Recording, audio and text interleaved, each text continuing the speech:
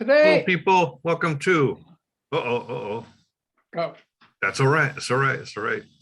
We keep the mistakes. That's what makes fine music so cool. Right. And we're really in the cool episodes now because this is episode 72, which is such a nostalgic number for me, and I hope it is for you. Fred has a great update on an old band. I think you'll like to hear about it. Go ahead, Fred.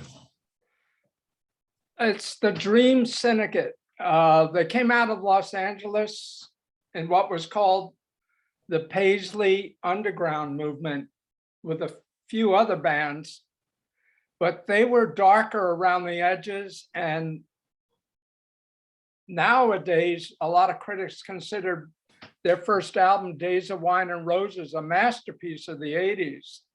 But they didn't get much coverage on MTV, so they didn't sell very well, but they were always ambitious. At the end of the 80s, they finally broke up. But in about 2012, they reformed. Steve Wynn, the leader, reformed the group with a couple of new people and a couple of old people. They added a keyboard player.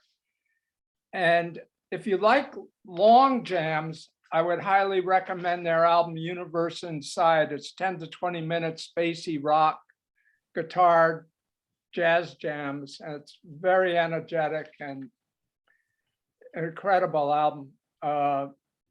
This album, Ultraviolet, Battle Hymns, and True Confessions came out just this past week. They tightened up their songs. Nothing's over 5 minutes long, but yet the energy is still very high. The guitars rock out and lets you know that this album is going to take you to places you will enjoy if you like rock music today. This is an interesting phenomenon. Yeah, they have a touch of psychedelic, a touch of prog in it, lots of fuzz and buzzy noise, guitar noise, drifting through the songs. They continue with great wordplay. Steve Wynn writes some great lyrics. Beyond Control, the third number starts out with electronic sounds that sets the mood. The band just moves forward. They don't dwell and try to recapture their glory days. They're treading into new territory all the time. Crazy Mind is another spacey number. Every time you come around is a great number, and Trying to Get Over has some really great driving guitars. The album starts out with a number called Where I Stand, and it sets the whole mood for the album, and you know you're in for a treat. This is, if you like rock music, you'll like this band. This is a band to pay attention to.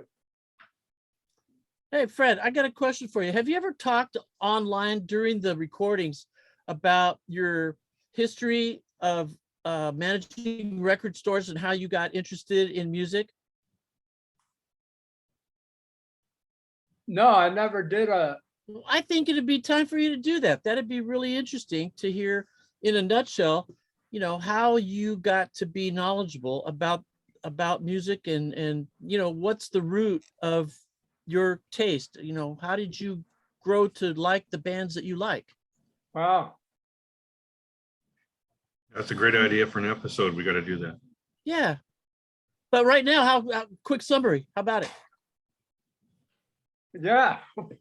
I used to see Quicksilver live for free down at Golden Gate Park in '67. Okay. So your music interest goes back to the late 60s or the early 60s? Oh, my early 60s. I mean, I was in the doo-wop. I'm 73, so I was in the doo-wop New York sound. I grew up in Queens, then moved to Cape Cod. Ink Spots? By the time I got to Cape Cod, I was into the Rolling Stones, and they got me into blues and jazz and everything else. Right. Interesting. Yeah, so you know, I think that maybe people that have watched this or are interested in what we're doing here, Don, What are we doing here, man? Yeah, like who are these old guys my talking about God. music? I mean, who are these guys? You know? Who are these old guys? Yes, yes. What? There's a lot of us on YouTube. I got news for you, man. We're not the only ones doing this, that's for sure. Yeah, I bet. Yeah, I lost Hey, that if I name can of make a that one- guy who does the prog albums. okay. What's his name? Whoa, back up the truck. What? Say it again? What's that? You gave me a name of a guy who reviews prog music. Oh, okay. Yeah, we can do some name dropping. I've been watching the Prog Corner lately. Prog The guy who World. hosts it, his name is Scott with 1 T. And he's a gravelly guy with extensive prog knowledge. Wow, very extensive. Wow. Makes me look like this by comparison. I was following his shows. He solicits his audience for records he hasn't heard of, right? Then he listens to them and he ranks them. And he gives everybody name shouts. So-and-so of so-and-so told me about this record. It's really good. You know? But just to try to keep us on task. Oh, that's from my teacher days. I'm sorry. Remember I said how fascinating this was that Dream Syndicate has come back. They're not the only ones either when it comes to coming back, right? Tears for Fears, very famous, coming back and trying to break new ground. These bands trying to break new ground that come from the 80s. I like that a lot. Even Blondie, they're really late 70s, has come back. And this bodes well for people younger than us reaching that, what do they call it? That certain age. That's where they're headed, those 80s people. Of a certain age, yeah. Yeah. Me, I'm a late 70s guy with some 80s, right? Because I was in my 20s in the 80s. But as a teenager in the 70s, yes, which I selfishly like to believe is greater than being a teenager in the 60s. I know it's wrong. It's not wrong. Because the 60s was so groundbreaking, but the 70s was so rocking. I'll leave it at that. It's just colored my whole life. I rock through life. But enough about me. Let's talk about Jim. You got a moment, Jim. Go ahead. Me? Yeah, I just did my background. Time for Oh, you to do okay. yours. I Brief. had a little transistor radio, a little 9-volt transistor radio that I used to listen to the Dodger games on, put it under my pillow, fall asleep, listen to Vince Scully. But when the Dodgers weren't on, you know, when they're not playing, you know, we had in Los Angeles, we had KRLA and KHJ on AM. And then I kind of graduated after I got another radio to FM. And at that time, during the middle and late 60s, there was a radio station in Pasadena called KPPC. And they were broadcasting from a basement of a Presbyterian church in Pasadena.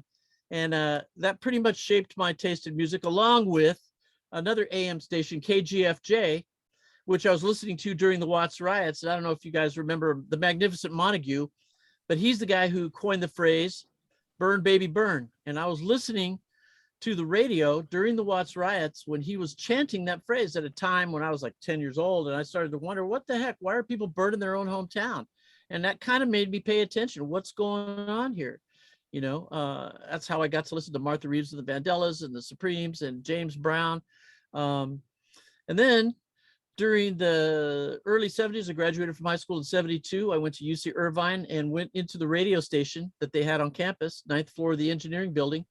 I looked at the station manager who was sitting behind a desk that had a little sign on it that said station manager. And I pointed to a window that said on the air right above it. I go, I want to do that. You know, what do I do? What do I have to do to do that? So he gives me instructions. You have to pass the FCC test for a radio operator's permit, 3rd class. So I got a book, studied, took the test, and I was on the radio from 1972 to 1973 at UC Irvine, on the radio at Cal Poly from 1973 until 1977. And I've been interested in music my whole life. Yes, that's a good summation there. It makes your headphones so much more authentic. Thank you. He's a radio guy. He's even got the headphones of a radio guy. And my first, by the way, the first Yes. time slot that I had was UC Irvine. It was 3 in the morning to 8 in the morning on Saturday night, Sunday morning. And I got some great phone calls. You and Johnny Fever, yeah. Holy cow. Well, at dawn, I had a tradition. At dawn, I would play the national anthem by Jimi Hendrix. So we had, Hey, there's no reason to get my name involved in this, okay? So let's just, I know. let's I just didn't find say a way anything to about the conclude this crack of dawn. episode, and then we'll do some more jabbering in the next episode. Okay, deal. Hey, just to sum up, another teacherly thing to say. The Dream Syndicate are back. Get their album. What's that title again, Fred? It ultra, Here, I'll it's a long title. share it one more time on the screen here, because we're trying to, there we go. Ultraviolet Battle Hymns and True Confessions. Okay, so they haven't lost their titling abilities Not at after all. days of wine and roses. Yeah, so check it out, especially if you're a fan of Mercury Rev. You'll probably dig the Dream Syndicate if you've never heard them before. And more about the 80s coming in a future episode, not far away. All right, thank you, Fred.